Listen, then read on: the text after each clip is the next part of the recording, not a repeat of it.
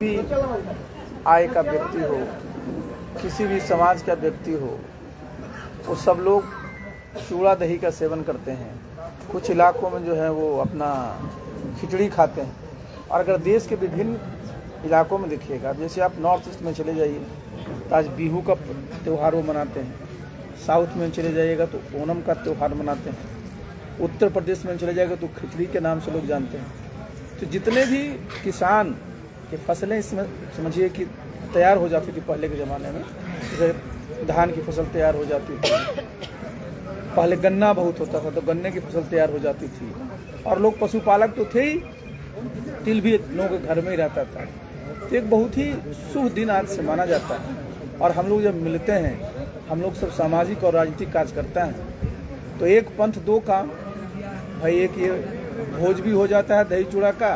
और जब इतने साथी मिलते हैं तो हम लोग अपने संगठन को और कैसे इतनी ताकत दें कि जो आगे आने वाला 2025 का चुनाव है उसमें पूरी मजबूती से लड़ करके अपनी इतनी ताकत बनाएं कि बिहार में अपनी सरकार बने। चुनावी वर्ष है और आज मकर संक्रांति का भोज है, इसका राजनीतिक महत्व क्या माना जाए? देखिए, मैंने बताया ना कि चूंकि हम लोग सामाजिक लोग, राजनीतिक लोग हैं, तो ये तो आज हम लोग इकट्ठा हुए हैं। मुख्य तो रहता है हम लोग का लक्ष्य कि सब लोग साथ ही इकट्ठा हो जाएंगे, अलग अलग जगहों से आएंगे, साथ में खाएंगे, उसका एक अलग आनंद होता है। लेकिन जब हम लोग राजनीति के लिए इकट्ठा होते हैं तो समय का सदुपयोग करके हम लोग अपना जो चुनाव 2025 में है, कैसे वैशाली ही देखिए, यहाँ पर 8 विधानसभा है, तो कैसे 8 विधानसभा में मजबूत उम्मीदवार हमारे मजबूती से लड़ें, ये हमारा प्रयास रहेगा। कितने विधानसभा में आप चुनाव लड़ेंगे इस बार? देखिए, मैंने ये एक बार नहीं, मैंने कई बार इसको स्पष्ट किया है कि बिहार में 243 सीट है और मैं को बिहार में नया हूँ नहीं, वर्षों से बिहार में रहा हूँ। सभी विधानसभाओं में चुनाव लड़ने के बारे में मुझे पता है। तो हमारे साथ जो साथी लगे हुए, मैंने एक बार नहीं कई बार कहा कि अभी भी हमारे पास करीब 170 ऐसी विधानसभा है जहाँ के हमारे मजबूत साथी अपने से तैयारी कर रहे हैं। लेकिन इसका ये मतलब नहीं है कि हमारे और जगह साथी लोग नहीं हैं। तो चुनाव में कितने सीट पर हम लोग लड़ेंगे वो तो अभी हम आपको नहीं बता सकते हैं, क्योंकि जब हम लोग का अभी ये सब कार्यक्रम चल रहा है, हम लोग का आप जान रहे हैं कि संगठन जो है प्रखंड स्तर पर स्थापित हो गया है। अब सब जगह जो हमारा है पंचायत स्तर, बूथ स्तर पर हमारे लोग काम कर रहे हैं। तो जहाँ जहाँ हमारे साथी मजबूत संगठन खड़ा कर लेंगे, मजबूत साथी हमारे सब जुड़ जाएंगे। और आप जानते हैं क्षेत्र में अपना अपना समीकरण होता है, उसके मद्देनजर रख करके हम लोग निर्णय लेंगे। इतना जरूर आश्वस्त करेंगे कि हम लोग मजबूती से चुनाव लड़ेंगे और अपनी सरकार बनाएंगे। एक सवाल है सर, 225 फिर से नीतीश और 225, आप नीतीश जी के बड़े करीबी रहे हैं और लगातार 20 साल से वो मुख्यमंत्री है, क्या कहना है, क्या लग रहा है? देखिए एक बार मैं बता दूं भाई, नीतीश बाबू हम लोग जितने यहाँ बैठे हुए हैं सबके नेता रहे, सब उनके साथ में काम किए हैं, सब हम लोग सब साथ रहे। बिल्कुल।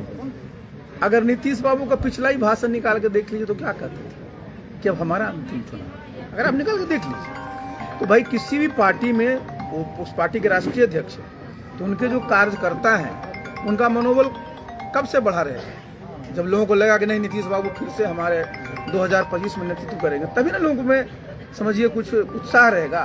नहीं तो लोग बोल देगा कि नीतीश बाबू नहीं रहेंगे 2025 में, तो जानते हैं उस पार्टी का क्या हाल होगा। इसलिए देखिए, हर एक पार्टी अपना जो है अपने कार्यकर्ताओं का मनोबल बनाए रखनी चाहिए। इस बात को कहती है, लेकिन जिस बात को मैंने कहा कि अगर नीतीश बाबू का पिछला ही भाषण अगर देख लीजिएगा अंतिम 2020 में, क्या कहते थे कि मेरा अंतिम चुनाव है, कहते थे कि नहीं कहते थे? नीतीश बिहार में एक तरफ बीपीएस अभ्यर्थी री एग्जाम के लिए धरना प्रदर्शन कर रहे हैं, वहीं बिहार के मुखिया नीतीश कुमार जी बिहार में प्रगति यात्रा पर निकले हुए हैं, इसका क्या कहना है? देखिए, दोनों में कोई रिश्ता नहीं। मुख्यमंत्री का काम क्या है? मुख्यमंत्री का काम है कि भाई इस प्रदेश के मुखिया होने के नाते उनका एक दायित्व भी बनता है कि भाई जगह जगह जा कर करके क्या क्या काम हो रहा है उसको देखें। तो ये उससे वो जो छात्रों की बात है, भाई छात्रों के मन में जो बात आई कि भाई जो परीक्षा ली गई उसमें हमारे साथ न्याय नहीं हुआ, तो अपनी बात को उनको रखने का पूरा दायित्व बनता है। और ये देखिए, अपने लोकतंत्र की खूबी क्या होती है कि लोकतंत्र में अपनी बात को आप रखते हैं और ये जो भी नेतृत्व होता है उस पर निर्णय लेता है। और अभी आप देख लीजिए कि भाई जो परीक्षार्थी हैं उन्होंने अपनी बात को रख दिया है और अभी मामला जो है कोर्ट में, इसलिए इस पर मैं बहुत ज़्यादा नहीं बोलूँगा। नीतीश कुमार जी का ये भी कहना है कि 2005 से पहले बिहार में कुछ भी नहीं था, जब मेरी सरकार आई तब उसके बाद बिहार में हर चीज आया। देखिए एक बात मैं बता दूं, इसको मैंने कई बार कहा। देखिए किसी भी चीज़ को देखने का एक पर्सपेक्टिव होता है। 2005 के बाद अगर बिहार में कुछ नहीं था तो इसी बिहार में ना नीतीश बाबू भी बख्तियारपुर से पढ़ के इंजीनियर बने, इसी बिहार में मैं आपके सामने हूँ, गांव से पढ़ करके मैं IAS अफसर बना। इसी बिहार में आप जानते हैं कि भारत के प्रथम राष्ट्रपति इसी बिहार के थे, वो तो यहीं से पढ़े थे। तो ऐसे कैसे कह सकते हैं कि हाँ, लेकिन हमेशा जो है ना आप जान लीजिए कि विकास की संभावना बनी रहती है। आप एक बात और जान लीजिए, जब देश आज़ाद हुआ था शुरू में जो बिहार में सरकार थी तो श्री बाबू यहाँ के मुख्यमंत्री, उसमें क्या कहा जाता था कि Bihar one of the best governed state माना जाता था उस जमाने में भी। तो ऐसा नहीं है, हर एक समय में देखिए, इसलिए मैं बताया कि जितने भी हमारे बिहार के मुख्यमंत्री हुए, जिस भी काल में रहे, जब हमने पार्टी का अपना स्थापना किया था तो उस दिन मैंने सबको धन्यवाद दिया था कि अपने हिसाब से समय के अनुरूप सब लोगों ने काम किया है और सब धन्यवाद के पात्र हैं। ये कहना सिर्फ नहीं कि पहले कुछ था ही। 2025 के चुनाव में आशा पार्टी किस गठबंधन के साथ जाएगी या अकेले चुनाव लड़ेगी? देखिए आशा पार्टी जो है पूरी मजबूती से जो है चुनाव की तैयारी कर रही है और जब हमारी ताकत बढ़ी है तो स्वाभाविक है कि हम लोग किसी के खिलाफ नहीं है। बिहार में जितने राजनीतिक दल हैं हम किसी को नापसंद नहीं करते, हम लोग सबको पसंद करते हैं और जो हम लोग से जुड़ना चाहेंगे सबके साथ जुड़ेंगे। मन बनाए हुए हैं किसी के साथ जाने का? मन हम बताया ना, मेरे मन में कोई भी दुर्भावना किसी के प्रति नहीं, मेरा कुल खुला है। जो भी हमारे साथ आएंगे हम लोग उस पर विचार करेंगे। एक लास्ट सवाल है सर कि राजनीति का पारा जैसे जैसे विधानसभा का चुनाव करीब आ रहा है, राजनीति का पारा चढ़ते जा रहा है और सारी पार्टी अपनी अपनी एक उद्देश्य बना के, जैसे अभी तेजस्वी जी माई बहन मान योजना लाए हैं, इसमें जनता को लुभाने के लिए अपनी योजना को प्रचार प्रसार कर रहे हैं। ऐसा कोई योजना भी आप भी लाए हैं क्या कि जो जनता को दिखाना है कि भाई मेरी पार्टी ये देगी? देखिए दिखाने की बात नहीं भाई, हमारी पार्टी का बहुत स्पष्ट मानना है कि भाई बिहार में खुशहाली आनी चाहिए। और खुशहाली कब आई? जब हमारे किसान हैं, जब हमारे मजदूर हैं, जब हमारे छात्र हैं, जब हमारी इतनी बड़ी नारी शक्ति है, उनकी आमदनी बढ़ेगी तभी ना खुशहाली आएगी। तो हम लोग का प्रयास क्या होगा? आमदनी कैसे बढ़ेगी? जब अपने प्रदेश में संपदा का सृजन होगा, संपत्ति का सृजन होगा। और ये कैसे होगा?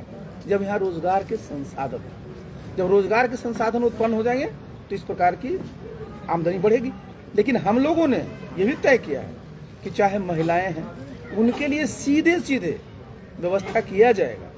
हम लोग उसमें तय करेंगे कि भाई कितना उनके खाते में एक धनराशि देनी है। हमारे जो छात्र हैं, हमारे जो युवा हैं, हमारे किसान हैं, अब देखिए ना भारत सरकार ने किसान सम्मान निधि योजना लागू किया है ना, हर एक किसानों के खाते में 6,000 रुपये जाता है 3 किस्त में। राज्य सरकार तो कोई देती नहीं है। तो अपनी सरकार जब हम लोग की बनेगी ना तो हम लोग किसानों को जो है सीधे उनके खाते में केंद्र की तरह ही उनसे ज़्यादा ही पैसा उनके खाते में ट्रांसफर करेंगे। अब तक चुनाव आपका नहीं है तो हम लोग इसमें देखिए होता क्या है, प्रक्रिया है। हमारी पार्टी की स्थापना हुई 31 अक्टूबर को।